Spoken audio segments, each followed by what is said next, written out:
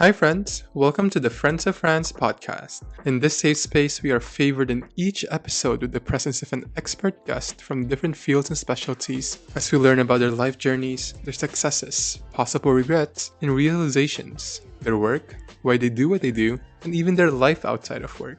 In here, we tear down common myths and misinformation with up-to-date, evidence-based science and data simplified for anyone to digest. We don't shy away from topics that can sometimes be polarizing or taboo. We normalize the humanization of healthcare and its workers, and we promote the importance of self-care and safeguarding your mental health. Please keep in mind that the conversations in this podcast are for educational and informational purposes only. They are not implied or intended to be a substitute for professional medical diagnosis, advice, or treatment. Please always seek the advice of your physician or other qualified healthcare providers regarding a medical condition. Are you ready? Let's go!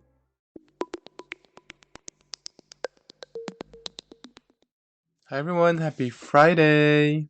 Where has the time gone? Another episode for you this morning of the Friends of Franz podcast. And today, grab your popcorn, grab any other food that you have near you, because we're going to be talking about all things food, specifically nutrition and dietetics. If you personally know me, you know that I love food. I just love to eat. It's my favorite hobby. And sometimes I eat too much.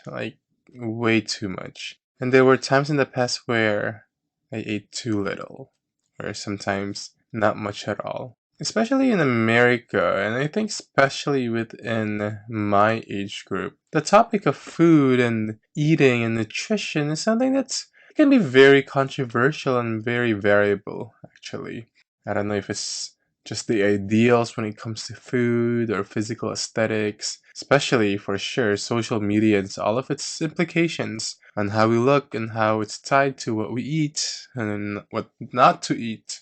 I was a victim before of all of those ideals. And in this episode, we talk a lot about that. We talk about food, accessibility to food, the quote unquote ideal nutrition, if there is such a thing, and different types of diets that people try to go through and participate in based on whatever goals they had for themselves. Whether it's to lose weight, to change the way they look physically, or to prevent chronic disease even. And our conversation in this podcast episode and our guests actually focus more on that latter part of the story when it comes to food, when it comes to preventing the emergence or the complications of chronic disease, especially cardiology. As you all know, I'm a cardiac nurse and I work for the past 6 years in an interventional cardiology clinic where we also see general cardiology patients. And a lot of our patients really do suffer from heart attacks, strokes, coronary artery disease, those who needed to get cardiac surgery like coronary bypass grafts, and a lot of that circles around atherosclerosis, which is usually defined as the buildup of plaque, cholesterol, and other substances within the artery walls. And though atherosclerosis and other heart diseases are multifactorial, we cannot deny the fact, shown by real life and hard data, scientific data, and up-to-date research, that diet does play a really big role in that. The kind of diet that we have, the quality of diet we have, what we eat, what we don't eat.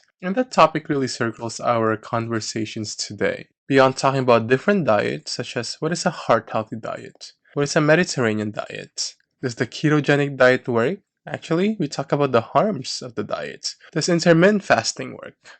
Do you have to turn vegan or vegetarian to be nutritiously healthy? If you are vegan, how do you compensate for some vitamins that might be present in non-vegan ingredients? Today, I am so honored and excited to share that we will be joined by Michelle Routhenstein, a registered dietitian nutritionist, preventive cardiology nutritionist, and certified diabetes educator with over 10 years of experience in the field. She is the owner and president of Entirely Nourished, which is a nutrition counseling private practice focusing on chronic disease prevention and management, specializing in heart disease, heart attack, stroke, coronary bypass recipients, atrial fibrillation, heart failure, you name it. She was formerly the Chief Medical Officer of Oben Health and also the Preventive Cardiology Specialist at Cardiatrics, and she currently stands as one of the Forbes Health Advisory Board members. I feel so honored to be joined by Michelle today to debunk all things diet, all things nutrition. We talk about how we can change our patterns of eating and the things we eat.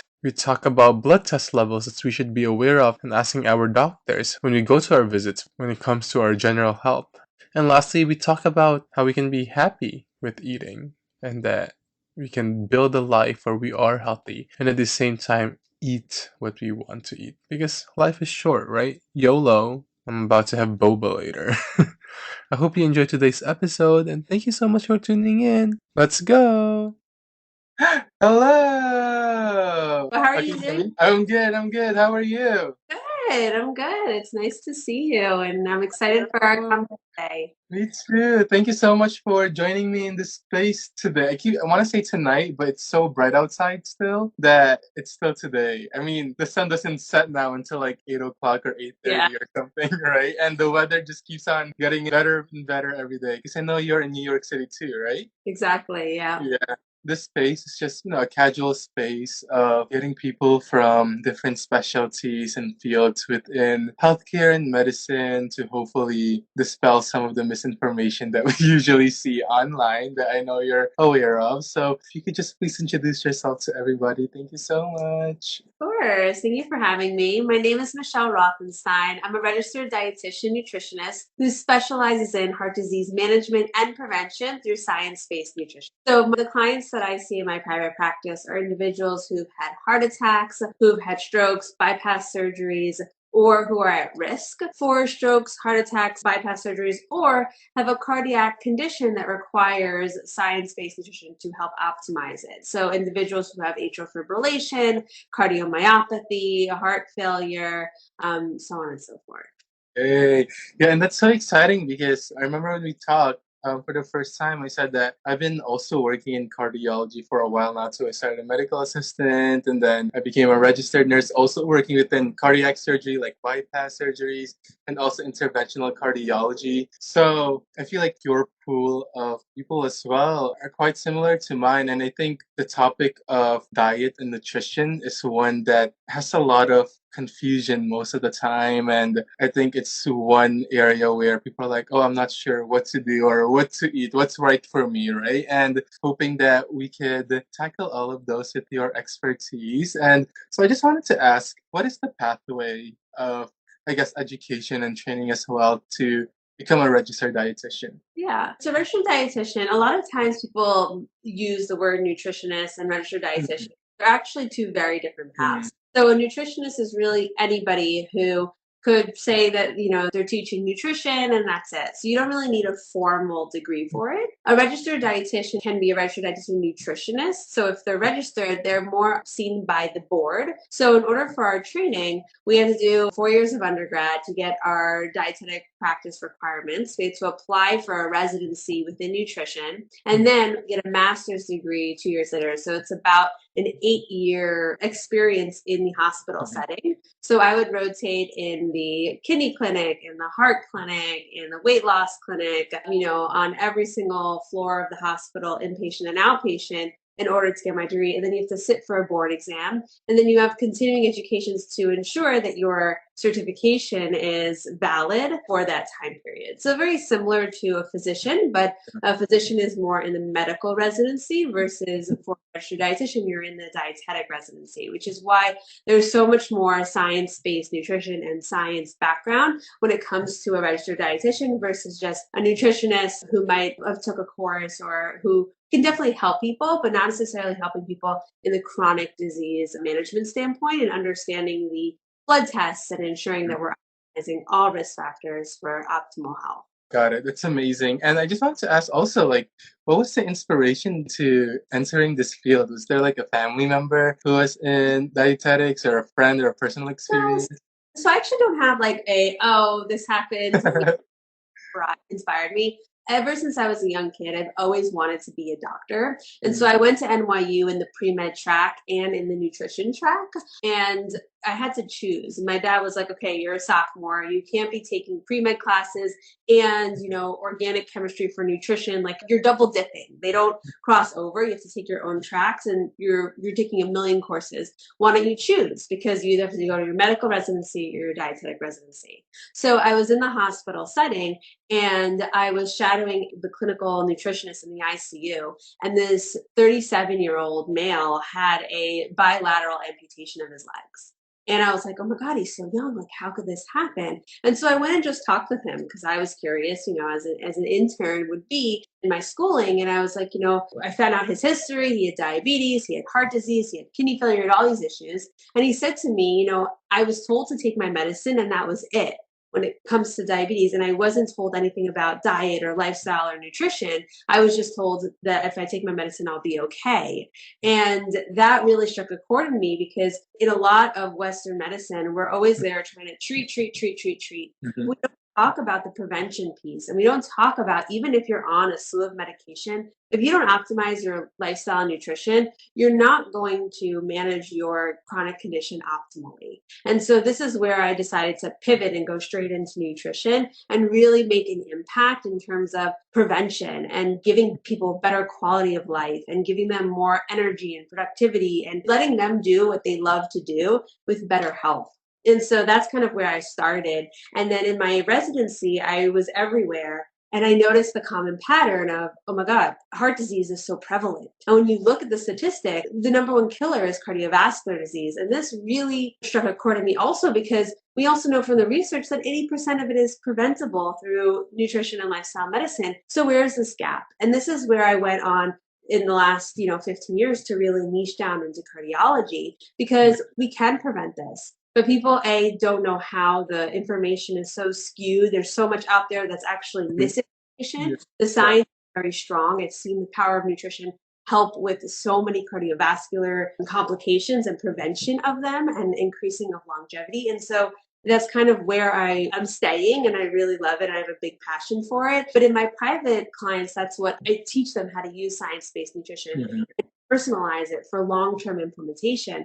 But on my platforms, it's all about awareness. Yeah. A lot of times you go to the doctor's office and you wait for the doctor to call you. Everything's okay. See you in a year. I've heard that so many times. But when I look at my patients who've had heart attacks and just come to see me, they have so many abnormal lab parameters that they had no idea about.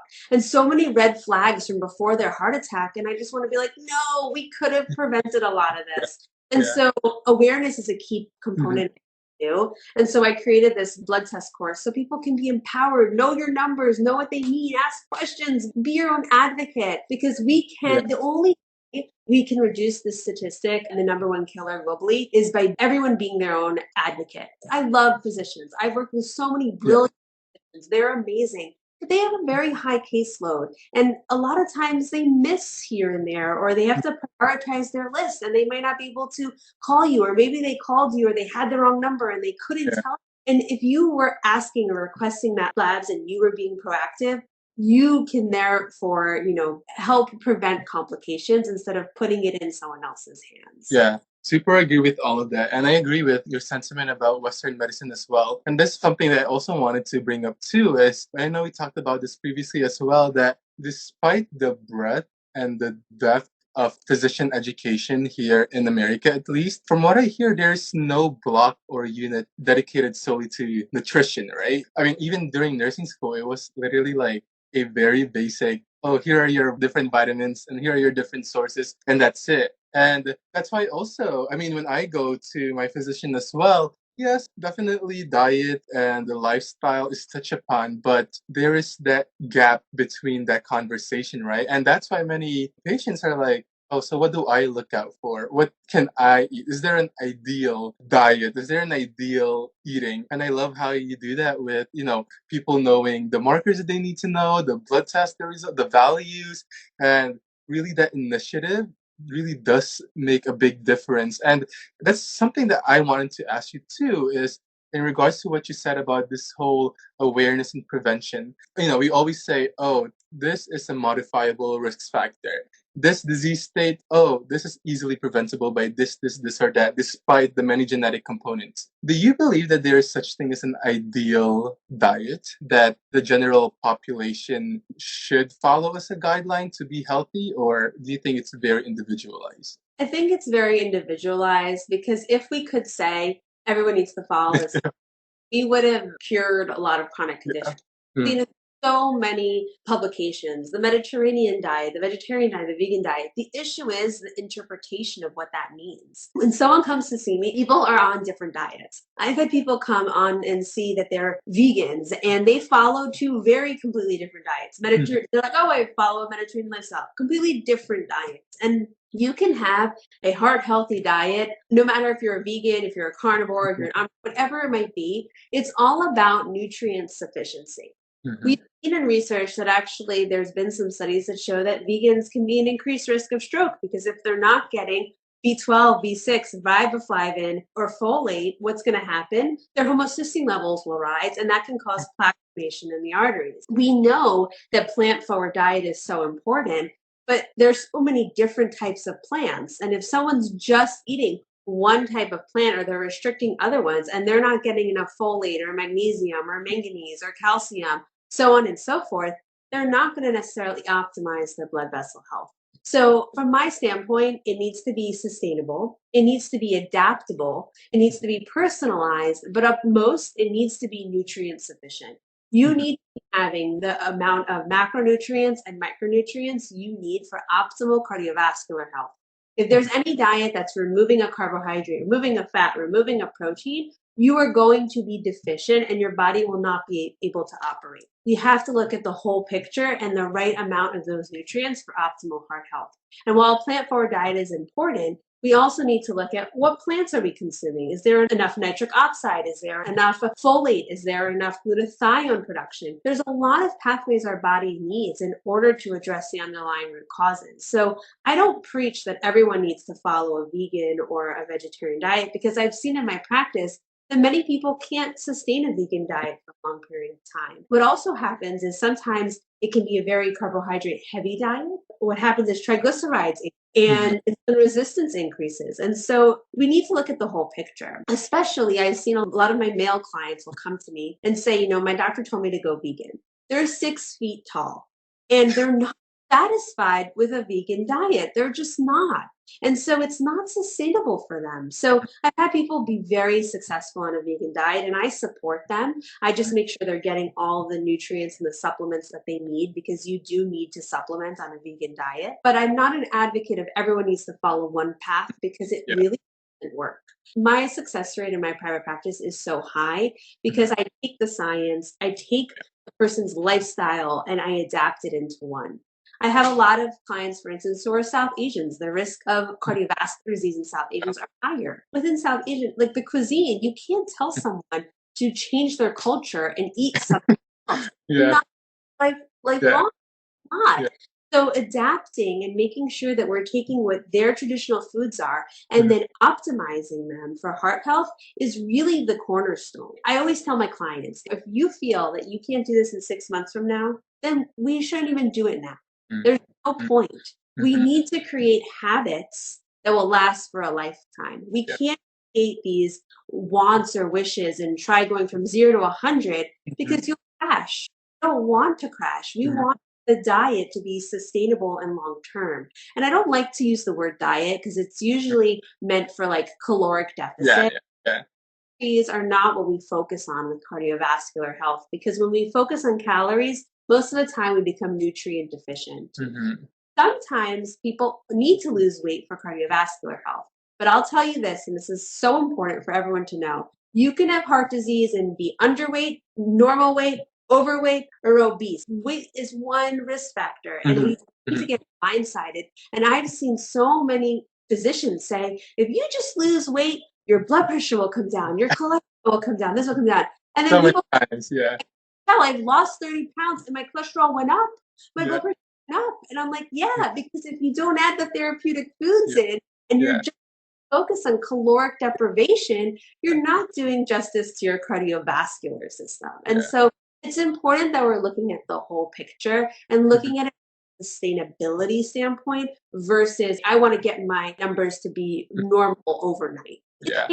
You will see results in 3 to 4 months, but those results didn't happen in a week. So don't expect all of a sudden it's change. Usually there's other things involved. Usually there's gut health involved. There's mechanisms that we need to address in order for those values to be optimized. All throughout high school and bouts of college, I suffered from severe acne. I cried almost every day looking at the mirror. I wore hoodies during the summer to hide my cheeks. When my mom asked me what I wanted for my birthday, all I wished for was a visit to the dermatologist. I tried so many products and saw so many estheticians, physicians, and other advanced providers. But I know that my mere access to these products and providers is a privilege. Many who suffer from acne and other skin conditions live in many underserved populations where access to dermatology specialists can be difficult due to limited resources. To help bridge this divide, Vanapadia, a dermatology nurse practitioner, recently launched Your Skincare Expert's Derm course, which can allow other specialties to provide comprehensive care to patients through dermatology in places where access may be limited. The course can also be used to help better train extended providers within the field of dermatology to feel confident and empowered in their knowledge. From fortifying skin anatomy to identifying skin types and concerns, breaking down acne, building skincare routines, and going over active ingredients, the course seeks to further knowledge on skincare, anti-aging, acne, and overall holistic skin health. Friends of Franz is partnering with Your Skincare Expert so that you can get 10% of the course with the code Franz, that's FRANZ, or visit yourskincareexpert.com/Franz. My skin and my life were changed by the right products and the right people. Through this course, I hope that this would also be made possible for others. Anyone who knows me knows that I love boba.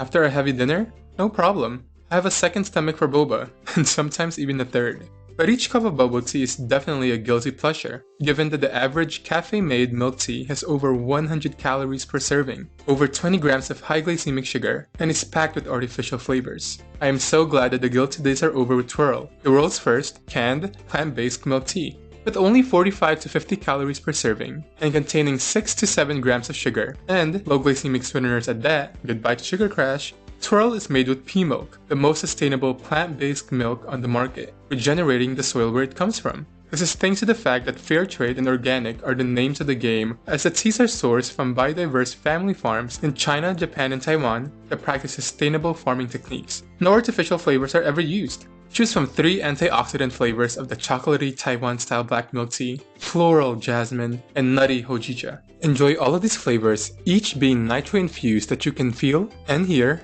their fresh, silky, and creamy texture with each pop of the can. Let's enjoy tasty, creamy, shelf-stable, and healthy milk tea together for 10% off using the code FRANZ10. That's FRANZ10. Now available on twirlmilktea.com or Amazon. Twirl around in its goodness. But aside from sustainability too, and optimization of eating, I think a big factor also in accessing this is the actual access to these types of food, right? I talked to many cardiologists and they've always said that, socioeconomic status is a huge factor in this. Like, yes, this is probably much healthier. Yes, this is much more nutritious, but the price point might be different compared to a $2 cheeseburger or whatnot. So as a dietitian and as someone who educates people in this matter, how can one person balance that that price point of food and also still getting all of those nutrients and vitamins that they need? Yeah, I mean, I think a big part of it is everyone thinks you're going to do this overnight. Yeah. Yeah, if you were to go to the grocery store and now buy a whole new pantry and a whole new refrigerator, it's going to be costly. But I remember specifically in my NYU training that we had to do a project of, we were on foods, we had to pretend we were on food stamps and we had to go to the grocery store and we all had chronic conditions. I was picked a heart healthy kidney diet, which is very difficult in terms of finding the appropriate foods because I was to pretend that I had high potassium levels and high phosphorus levels and how to manage all of that. And I have to say, I actually saved a couple of dollars just calculating. But I would always say, don't overhaul everything at once. Right away. Yeah. One thing that's going to be helpful. If you, for instance, look at the balance of your meal and let's say, okay, the fast food cheeseburger is more convenient. Okay, but we can get it with the apple slices. We can buy little baby carrots. We can do things and make it work for what we have and where we're located and what's accessible to us. I think a lot of times we think of, okay, if I have to do all this, I need to buy all of this, these things to get it. Yeah, it does get expensive when you buy it all at once. But if you start realizing what small changes you can make within your budget, you'll realize that a lot of it isn't that expensive. If you buy vegan alternatives of plant-based protein, yeah, that's going to be expensive, but no one said that you needed to do that. Actually, in fact, detrimental to heart health. So we need to refocus on what are we consuming, what are we considering, and being on the lookout for that. When you go to the grocery store or whatever's available to you, you can choose the sale items. You do not need to get specific of certain things. You can make it work, but choose one thing at a time, especially if it's a concern to you to get to your goal. I feel like that's not very accurate. I mean, the other thing, the thing that drives me nuts is when physicians tell me that patients are non-compliant. Patients are not compliant. Patients need education. They need help. They need guidance. They need support. They need tools. And I know you touched upon this before. And while doctors don't have nutrition expertise in their training, that's okay. But we need to be able to refer to people who do. So you can say, like, I don't have medical training. I never tell my clients, get off this medication. It's not my scope of practice. If a person needs to get their medication adjusted because it's too low on their lab test or their blood pressure is too low or it's trending in the right direction, we speak with the physician and the physician adjusts it. But that is a physician scope of practice. That's a medical treatment, right? I don't prescribe medicine. I don't do any of that. It's not my scope of practice. In the same realm, that physicians don't have that knowledge, but they need to be able to say, here is somebody who does, who can help. And that's an important component to recognize. I think we have this thought process that doctors should know everything. They know so much and they can't know everything, right? And so I think we need to take that step back of being like, okay, well, then I need to seek additional help if I need additional support. Yeah, I agree with that. I mean, I feel like that mindset comes from, oh, I feel like I had to change my whole refrigerator, the contents of my refrigerator overnight. And also at the same time, I feel like people do expect physicians to be harbingers of like total information when that's why we have the field of nutrition, right? That's existing of dietetics, right?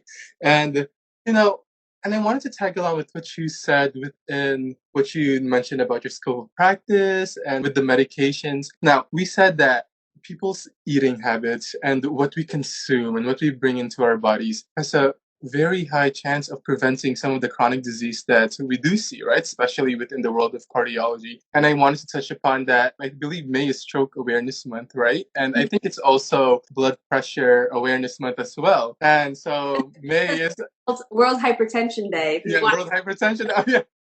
So it was just right. And I wanted to bring that along in conjunction with what you were talking about with medications. Given that the idea of healthy eating is one of those modifiable risk factors that we always say, textbook definition within heart disease, do you think medications and diet go hand in hand, or people has the potential to get off medications if their diet or if their eating is actually optimal for, their concerns? Yeah. So I've seen, like I mentioned before, I do not adjust medications, but in private practice, I've seen people get off their blood pressure medication. I've seen people get off their heart failure medication, which surprised me. I get surprised with my clients every day. I promise you. I'm like, oh my God, that happened. Yay.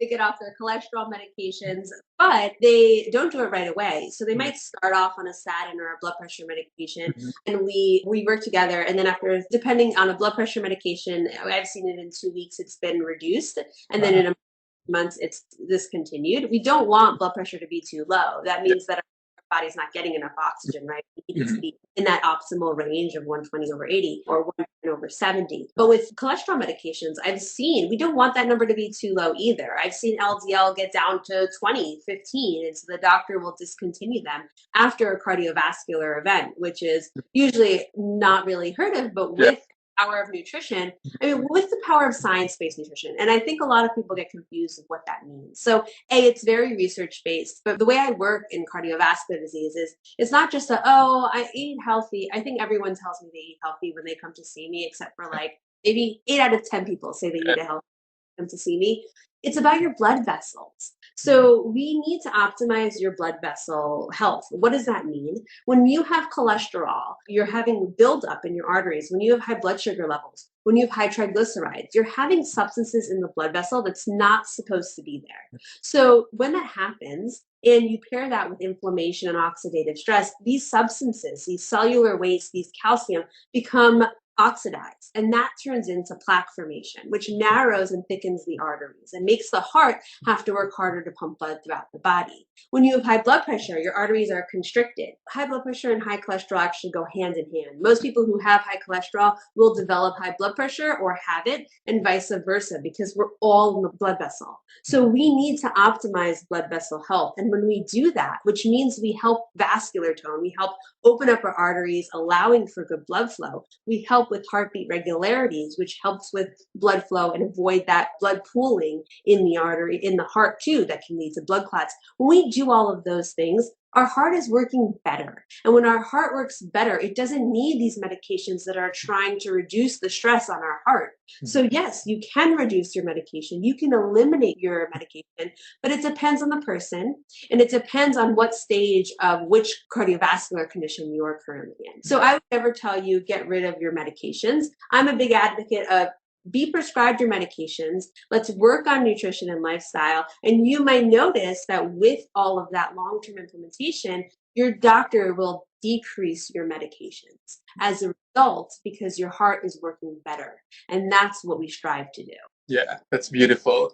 And like we said earlier as well, it's the world of medicine is flooded with numbers, right? These are blood pressures, these are triglyceride levels, your LDL, your HDL, your sodium, this, and that. In your instruction of, let's look at these lab values, let's be aware of what our normal are, and if it's out of balance, that sense of initiative that, what can I do about this value, right? For you, what are the values that you most look into from a panel? Yeah. So I look at the metabolic profiles. We want to make sure that we're looking at your kidney health, your thyroid, your liver, just your electrolyte balance. We want to look at your urinalysis. I also look at inflammatory markers. I like looking at a lot of advanced lipid protein levels if that's available, because it helps us tell us the atherogenicity of it, meaning how atherogenic they are, whether they're small and dense or whether they're large and buoyant. If they're small and dense, they're more likely to penetrate through that arterial wall, causing that plaque formation. I like to look at insulin resistant factors, so factors before hemoglobin A1C, before glucose.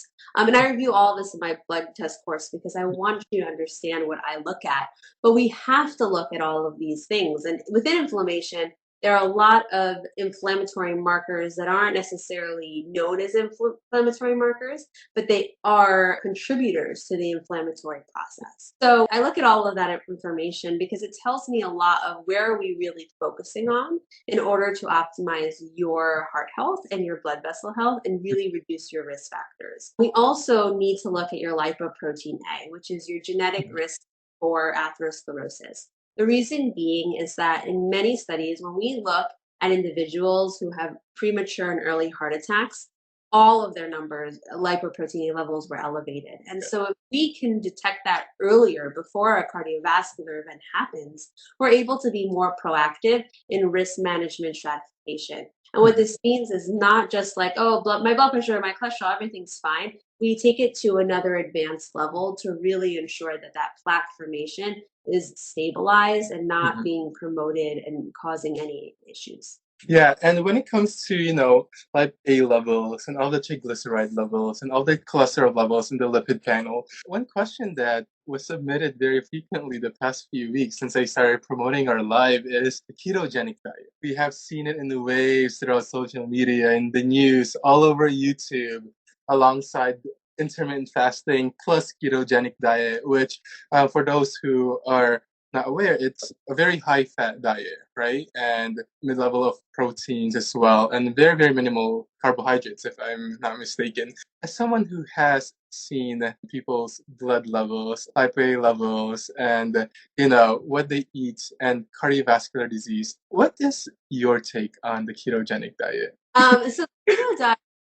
So it's important we differentiate this. There's a lot of like keto Yeah. renditions of the diet, but true ketogenic diet by definition is causing your body to go into ketosis. So it's using fat as the primary fuel. The reason why it becomes ketosis is because your brain requires carbohydrates as the primary fuel for energy. And so our bodies need to, whatever we're consuming, needs to break that down in order for our brain to work, which is why if you've ever been on the keto diet, the first 2 weeks, you're kind of in a keto flu. You're foggy, you're irritable. It's because your brain's not getting the energy it needs.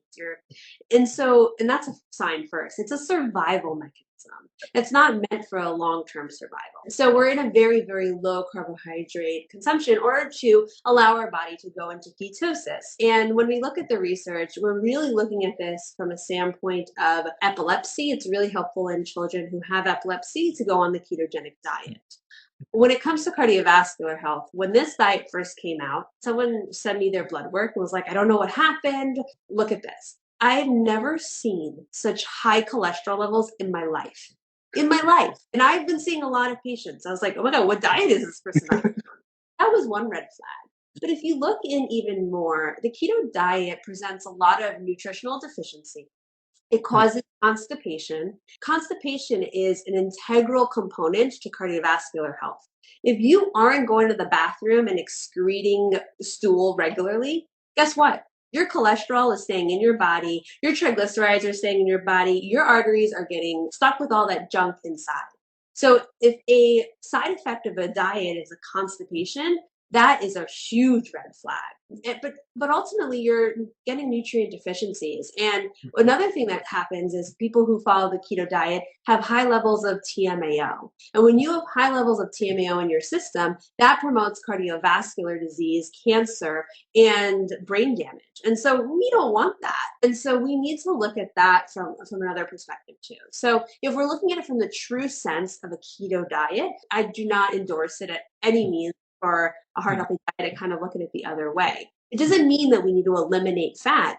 Heart healthy fat is an important component to cardiovascular health, but to shift it to that much fat and reduce our fiberful foods, that is going to an extreme our body cannot handle, and our cardiovascular health is not going to benefit from it either. Yeah, we had a patient come in before for a heart attack, and oh my gosh, the triglyceride levels and the cholesterol levels, and he's like new into the ketogenic diet, and it's like, oh my goodness, we can't believe this number. Yeah, so and I think it's also one of those things online. I mean, there's a lot of them, right? And I feel like there's a different diet that I see online every single week, and it's just a variations of it.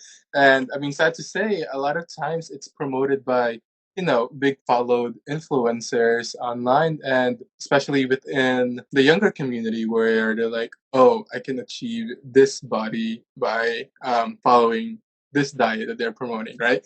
And I think it's one of the last few questions that I have is, as someone who gives science-based education on nutrition online, is there a top one or top two most erroneous information about nutrition or diet that you have seen either recently or since you've been on? I mean, that's a good question. What's the weirdest thing I've seen? I mean, I've seen pretty interesting Yeah. things. I think it's just like when we look at extremes, Yeah. right? Like James. taking out a whole macronutrient is absurd.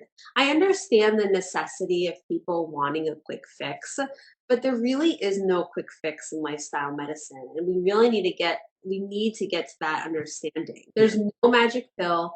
There's no supplement that's going to cure cardiovascular disease. And we have to put in a little bit of work in order to maintain a healthy lifestyle. That's really the truth. And so I think a lot of times everyone always wants a quick fix. And I see a lot of people who've been chronically dieting for so many years, and they're like, fine, Michelle, I'm finally ready to not diet, do on these diets anymore. And they ruin their metabolism. And Yeah. so this is me trying to get their metabolic rate up and running to facilitate what are their goals of weight loss and just good metabolic health. Mhm. And so I really urge everyone to take a stance back and really assess, like, does this make sense before you just go on another journey that might put you in a bad spot. I also think it's important to kind of refocus on the fact that we want to look at nutrient sufficiency and not caloric deprivation. Mhm. Um, Right. we don't want to go in long-term starvation modes. I know that Sure. intermittent fasting is a big trend right now, but from a cardiovascular standpoint, I've seen people who have a 2-hour window of eating. I'm like, what do you do during those 2 hours? Like just scarf down food? I Like used to do that a long time ago. Yeah. but think about that. Like, take a step back for a second. If you're only eating for 2 hours, A, how are you going to get all the nutrients your body needs to thrive? Not going to. Mhm. B, you're going to be like trying to eat so much during that time period because that's what you're told to eat. So, A, you're not listening to your hunger skills, you're not listening to your metabolic health, you're ruining your metabolism. But think about it from another standpoint. You're telling your body, digest all this food. Yeah. It's like, and so it's an increase in metabolic load. And when you have an increase in metabolic load, what happens? Your body can't digest it. So your triglycerides increase, your blood pressure increase, your heart rate increases, your blood sugar increases, all of the things you're trying to prevent. Yeah. And you're putting a stress on your body during those 2 hours, and that's not healthy either. So Yeah. I'm okay with a standard fast of 7 p.m. to 7 a.m.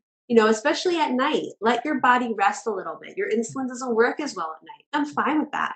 But when you start ignoring hunger signals, when you start being very like, oh my God, I can't eat anything until 12, and then at 12 o'clock you're starving, Yeah. you're listening to your body, and your body is the biggest tool to tell you what you need. And Yeah. so another thing I teach my clients, we need to understand our own bodies. And if I tell you to eat a food but it causes heartburn or indigestion or bloating or anything like that, it's not agreeing with you. Let's get rid of it and add another food that has the same nutrients that will get you to your goal. And so we need to personalize, but really be intuitive. As babies, I have 3 kids, and like my kids are very in tune with when they're hungry, when Mhm. they're full, Mhm. all of, and we lose that. We lose routine. We lose all of the things that make kids thrive. Yeah. And a lot of that is we need to get back to some of that basic in order to, give ourselves the care we need for optimal heart health. As someone with acne and blemish-prone skin, facial scarring and hyperpigmentation have always been my issues since high school. Acne has robbed me of my self-confidence throughout my schooling years, and having its visible reminders on my face to this day continues to do so. But I have found silver linings of hope having used Rescue MD's DNA Repair Complex Serum. Plastic surgeon developed, Rescue MD seeks to harness the powers of science and 2 decades of patient experience in providing a multi-benefit skin renewal serum that provides real results and improves the appearance of visible skin damage.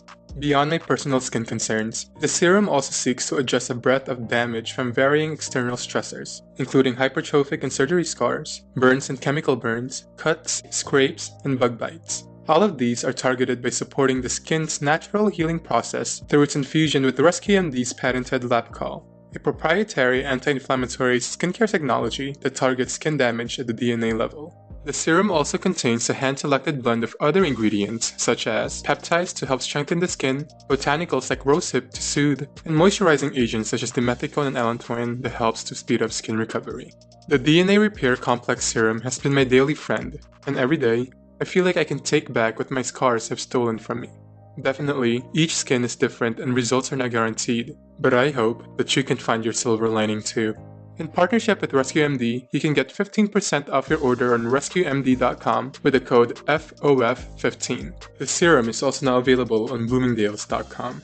Discover what healthy skin healing means with RescueMD. Growing up with my mom, who has been a nurse for the past 30 years, I would always take an adventure in her bookshelf filled with nursing and medical textbooks, encyclopedias, and various human anatomy posters. I still remember perusing through an encyclopedia as a 6-year-old, trying to look for pictures of eyes and muscles, attempting to pronounce their lengthy names, since I could not really understand explanations about the different body parts. Despite the myriad of children's books with topics ranging from magical universities to talking animals and the different types of rocks, there weren't really any books on the workings of the human body when I was a child, for children. Written by physicians, Dr. Betty and Dr. Brandon, the Medical School for Kids book series now provides a charming, easy to understand introduction to the wonders of the medical field. These books feature beautiful illustrations and simple explanations, teaching children and adults alike about the anatomy, physiology, and diseases of the body. From distinguishing a normal mole from melanoma, to discovering the importance of eating healthy food for heart health, to knowing the vital signs that are monitored in the operating room, people of all ages can truly learn something new through these books, as they are designed to teach real medical concepts to readers of all ages in ways that anyone can understand. Take an educational adventure into the intricacies of every organ system of the human body. Paperback copies of the books are available for purchase on Amazon.com and eligible for 2-day Prime delivery. Kindle versions of the books are also available on Amazon and free with Kindle Unlimited. You can also visit the website md4kids.org for more information. Get ready for an adventure on the medical school bus!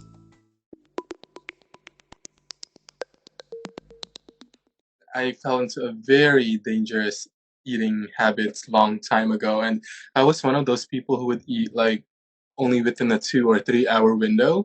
And I feel like the mindset was, oh, I want to be healthy. When in the hindsight, you don't know that this is the unhealthiest thing ever. And it really translated in like my whole body. Like I was losing hair, I was always sluggish, like my blood pressure shot up.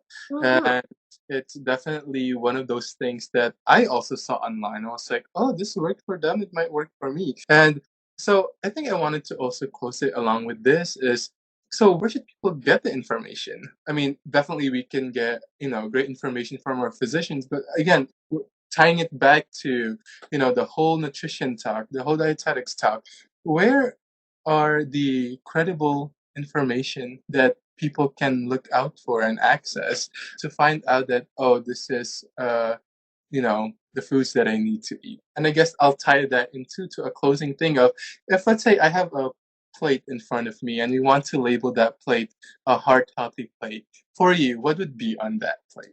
Yeah. So in terms of the resources, it really depends on what cardiovascular event you have. Mhm.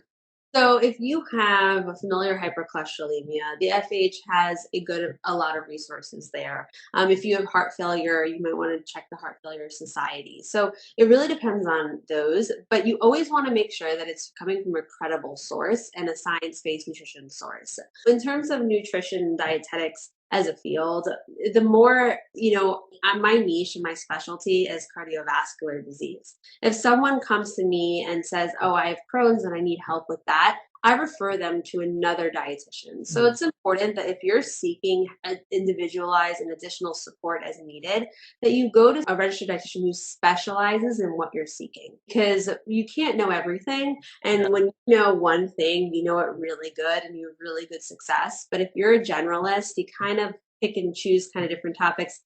It's more of a general healthy diet and not really looking at the exact thing that we're trying to optimize. So those are the two things there. If I had to pick my favorite, my own plate. That's a bit hard one. I love food, and I hate when people tell me that a heart healthy diet is bland and boring. It's like, no, no, no. Like I have people who when I send their meal plans, they're like, "Oh my God, Michelle, I thought like okay," and then I made it. It is amazing. How did like with all these flavors and stuff? I was like, yeah, and I'm a very like in and out of the kitchen. I only can spend like 10, 15 minutes at a time in the kitchen, or else I Yeah. just don't, with kids, it's like, okay, Yeah. what can Yeah. I would say my favorite meal, that's hard one. So I love sheet pans. Mm. Um, recently I did like a roasted chickpea, asparagus, portobello mushroom, and tomato sheet pan over barley. I don't know, I'm into barley these days. And I made this like garlic tahini dressing on top, and it was amazing. I've also done like I like to kind of experiment with like wild salmon in a can or like just different like tofu and chickpeas and all these different like burgers. So I made this really delicious edamame burger recently That was really easy. Literally like blend, put it in a potty, stick it in the oven, done.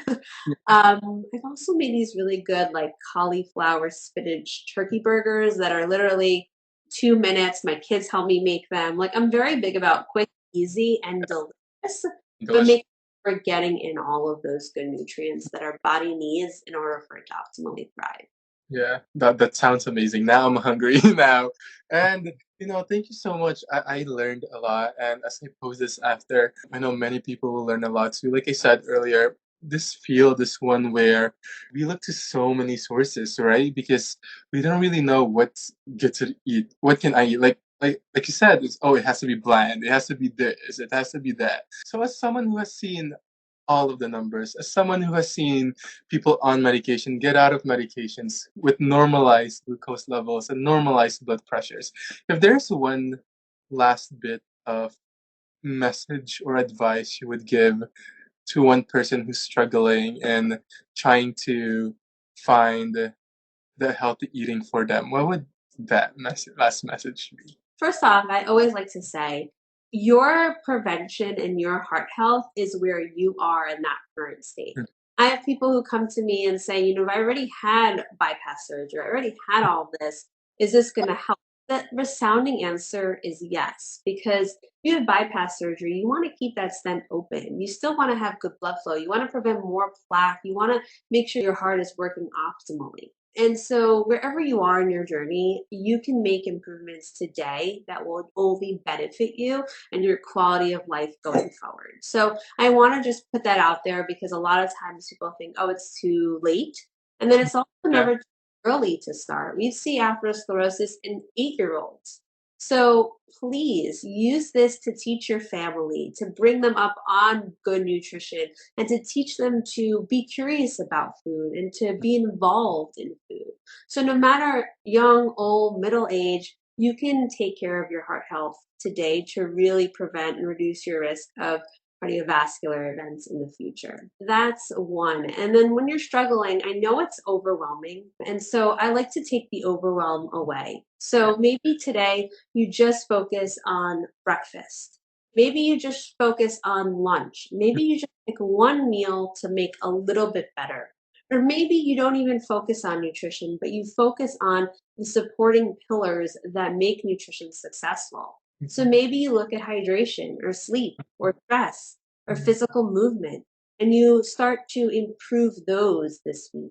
And you just choose one or two goals, and every 2 weeks, you add another. And before you know it, you're really becoming more mindful of your journey and you're able to make long term changes. So take away the overwhelm. I know that it's scary. I know that it's a lot of anxiety around the diagnosis, but be empowered to do 1 to 2 things today and really have that mindset that you're in control of your health and look at it from that perspective versus, oh my God, I have to do all these things and I don't like this and I don't like that. It can be overwhelming. Or if you don't cook and you are eating at restaurants, you can still make some changes to help. And I think that that's really what I like to leave with you guys here. I wanted this to empower you. I know with heart disease, there's a lot of scary numbers, family history, a lot of things that are just outright overwhelming and scary. I want you to take empowerment of your health and ask questions, talk to your physician, talk to your healthcare team, speak with a dietitian who specializes in cardiovascular disease. Do what you need to get yourself in the right mindset and the right headspace to build confidence around nutrition and your choices so that you can live confidently, but also really reduce your risk of heart disease. Those are all so beautiful and so empowering. Michelle, thank you so much for joining me today. It was such a pleasure, such an honor. Since I started this series last year, I've always, always, always wanted to have a nutritionist on or dietitian on because, most of my guests have been physicians, obviously, and, from different fields. And each time knowing someone who works in cardiology, knowing how much diet is such a big factor, and I always ask that question, and they'll always tell me, "Oh, you should ask a dietitian. You should ask a dietitian." And it's true because this is your expertise. This is your training, your education, and I'm just so honored that you are able to share your training, your wisdom, and your words of encouragement to me and to everybody. So, Michelle, thank you so much. Thank you so much. I'm so happy to be here. I really You- appreciate it. Oh, thank you. We have now reached the end of the story. Thank you so much for listening to this episode of Friends of Franz. I hope you had an enjoyable adventure learning about our expert guest, their work, and why they do the things that they do. Please check out the rest of the series available on all podcast platforms. Please also consider following the podcast on the platform that you prefer, turn on the alerts for new episodes so you don't miss new stories, and give us a rating to support the show. You can find more updates on the podcast's official Instagram at Friends of Franz Pod, or my personal Instagram at Chris Franz. That's without the I, because there is no I in team. I'm kidding. Someone already took the username. Have a great day or night, everybody!